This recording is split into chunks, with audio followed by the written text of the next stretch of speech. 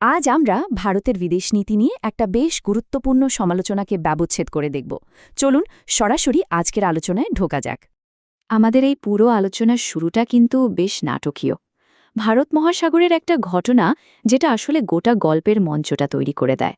ব্যাপারটা ভাবুন, একদিকে একটা বন্ধুত্বপূর্ণ কূটনৈতিক মহড়া আর অন্যদিকে একেবারে হঠাৎ করে একটা যুদ্ধকালীন পরিস্থিতি। এই দুটো ঘটনার মধ্যে যে আকাশ পাতাল তফাৎ, সেটা এখানে তুলে ধরা হয়েছে। এই টাইমলাইনটা দেখলেই বোঝা যায় ঘটনাটা কতখানি আকস্মিক ছিল। মানে ভাবুন একবার, 17 ফেব্রুয়ারি 2026 ভারতীয় নৌবাহিনী খুব বড় করে স্বাগত জানাচ্ছে ইরানের জাহাজ আইরিস ড্যানাকে। হ্যাশট্যাগ পর্যন্ত দেওয়া হলো #ব্রিজেস অফ ফ্রেন্ডশিপ, মানে বন্ধুত্বের সেতু।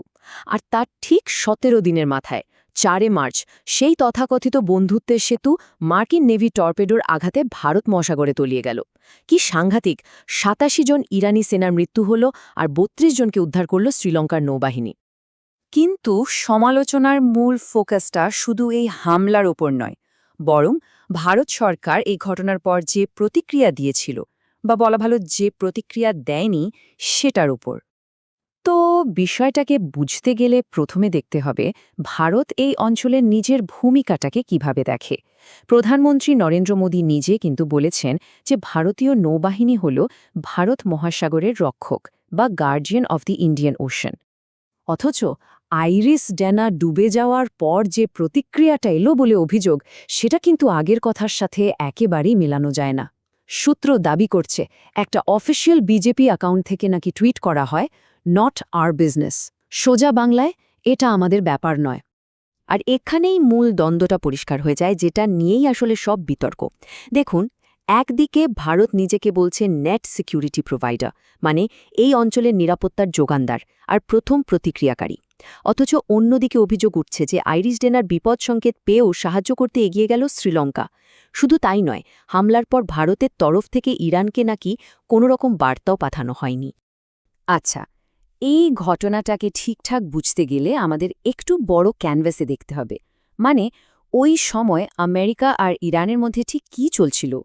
সূত্রটা যে ছবিটা আঁকছে, সেটা একটা ছায়াযুদ্ধের, যেটা খুব দ্রুতই নিয়ন্ত্রণের বাইরে চলে যাচ্ছিল।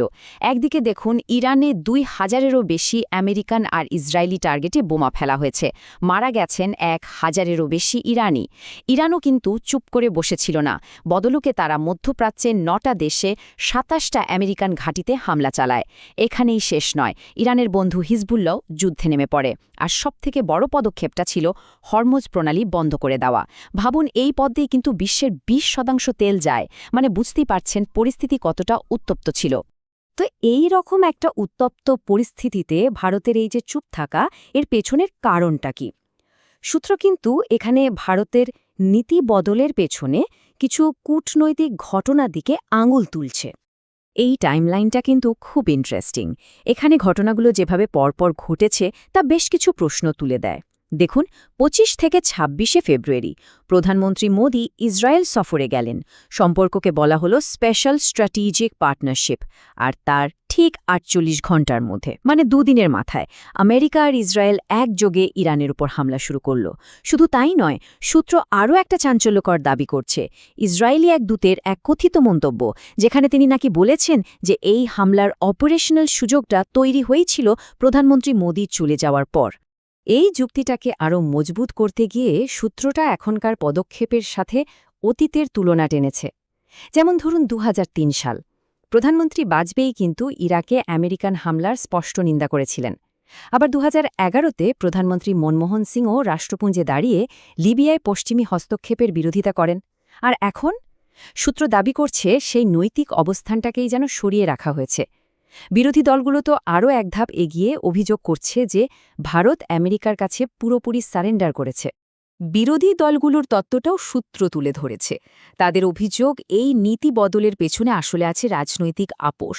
এখানে রাহুল গান্ধীর একটা বক্তব্য তুলে ধরা হয়েছে, যেখানে বলা হচ্ছে যে এই বিদেশ নীতি আসলে কিছু নির্দিষ্ট কর্পোরেট আর আন্তর্জাতিক স্বার্থের কথা মাথায় রেখে চালানো হচ্ছে।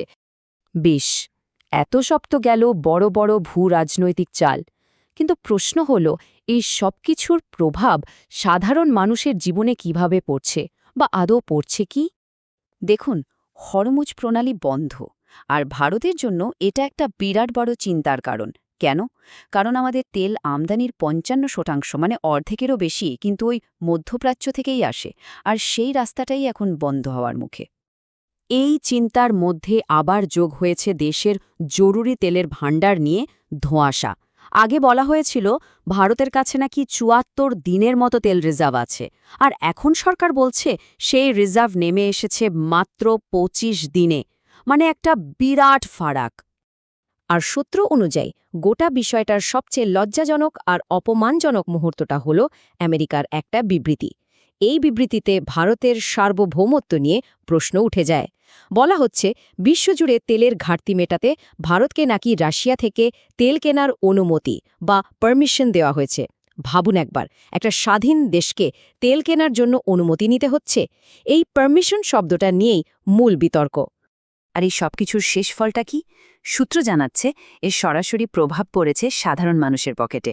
এলপিজি সিলিন্ডারের দাম নাকি ১ লাফে ৬০ টাকা বেড়ে গেছে। সুতরাং সূত্র যে সিদ্ধান্তে আসছে তা হল এই সব ঘটনা হঠাৎ করে একদিনে ঘটেনি। এটা আসলে ভারতের বিদেশ নীতির একটা স্লো মোশন ক্র্যাশ বা ধীরগতির পতন, যা অনেক দিন ধরেই চলছিল। তো এই ছিল পুরো বিষয়টার একটা বিশ্লেষণ, যা আমরা ওই সূত্র থেকে পেয়েছি। আর এই পুরো আলোচনাটা শেষ হচ্ছে একটা খুব গুরুত্বপূর্ণ প্রশ্ন দিয়ে। আজকের এই বিশ্বে যেখানে জোট আর সমীকরণগুলো প্রতিনিয়ত বদলাচ্ছে, সেখানে একটা দেশের আসল স্বাধীনতা ঠিক কিসে নিহিত?